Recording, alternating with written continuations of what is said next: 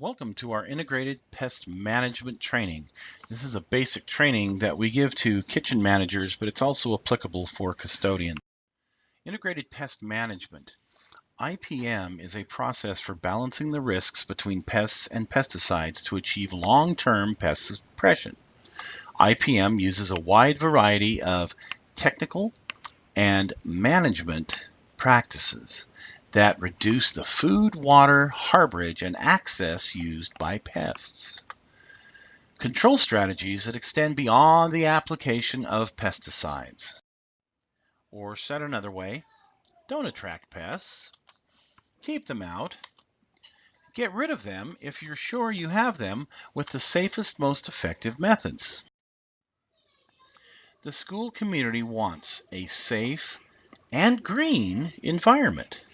Safe from pesticides, safe from organisms, arthropod vector diseases, and inappropriate chemical pesticide use. So some pesticide facts. Health effects of 48 commonly used pesticides in school and childcare facilities. 22 of them are probable carcinogens. 26 cause reproductive effects. 31 damage the nervous system. 31 injure the liver and kidneys. And giblets. Oh, what? 41 are sensitizers or irritants. And 16 can cause birth defects. So the practice of IPM. Here is what we call the IPM pyramid. The base of everything we do in IPM is education and communication. Then cultural and sanitation practices, followed by physical and mechanical control. And pesticides, well, they are the smallest part of the pyramid. We do use pesticides in IPM, but if we have to use them, we use what is most effective and least toxic for the job that we have to do. You can see that the IPM pyramid is much different than the regular way that people deal with pests. Usually pesticides are the foundation, the first line of defense, and only in the very few cases is education and communication thought of. Well, as you can see, IPM changes that completely. Conducive conditions. Look at this picture here. Now, if you were a cockroach or a mouse or an ant, wouldn't you just love to climb underneath this table right here and get you some nice, yummy food? Of course you would. So it's very important that these areas are kept clean. Look at this. Here's a conducive condition. Look at that crack under the door.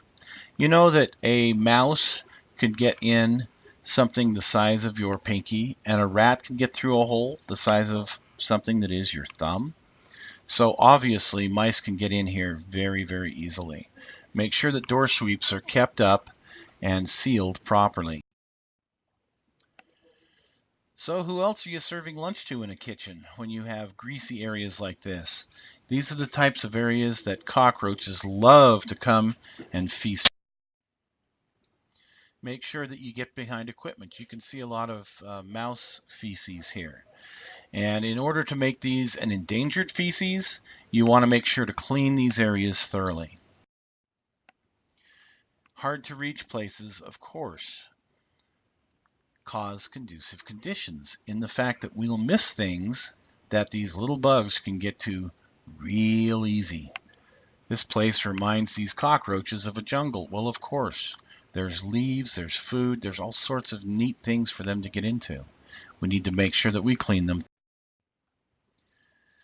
Kitchen utility closets. Can you imagine a mop sitting on a floor that's damp and nasty like this? Not only does it smell, but it's a great place for pests to live.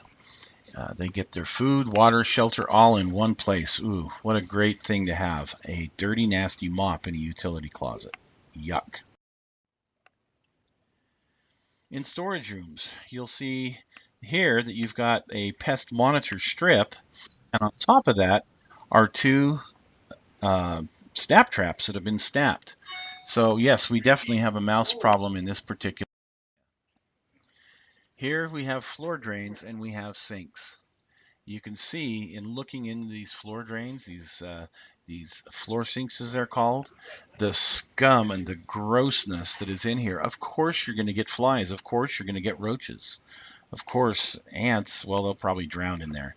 But other things can be living and attracted to something like this. Hey, was your money count short? Well, I wonder why. There's all this money down here in this water. But you can see how gross and disgusting that is, and it's a great attractant for pests.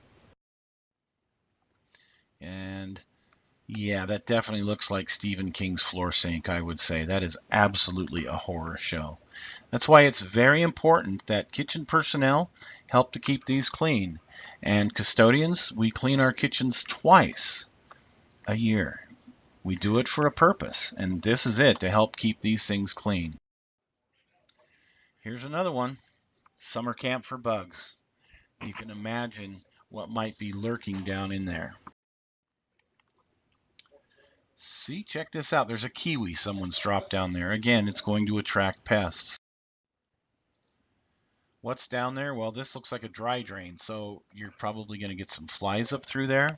You could get some oriental roaches up through there. It's very important to make sure that our drains have water in them periodically so that they do not dry out. See, check him out, climbing in and out of there. Yuck, just disgusting.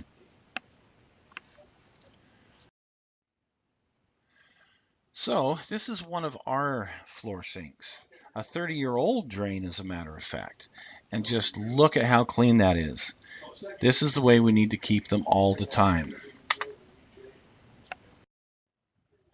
So education being that foundation, pest identification, pest biology, pest vulnerable areas, conducive conditions, and remediation. These are all things that we need to learn and we need to teach those around us, particularly the teachers, people in food service, and even our own employees.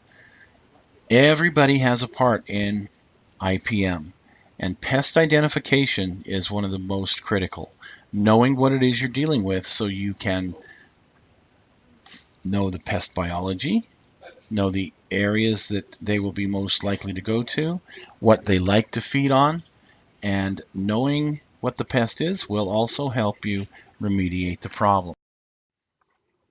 So we have to do regular inspections. It's very, very important for the custodians to get in and inspect the kitchen areas as well as other conducive condition areas within their own buildings to make sure that these areas are kept clean. Monitoring. We put monitors out not to just capture a whole bunch of bugs, but we put monitors out so we can diagnose what the problem is. There's only one way to justify pesticide application, and that is to see what it is that we're actually having to deal with. If it's a pest that we have to use, like for example, German cockroaches, pretty much all the time we're going to need to use a pesticide to deal with them. So how on earth do we report a pest? Well, we don't just scream and yell and, oh my gosh, iPest Manager.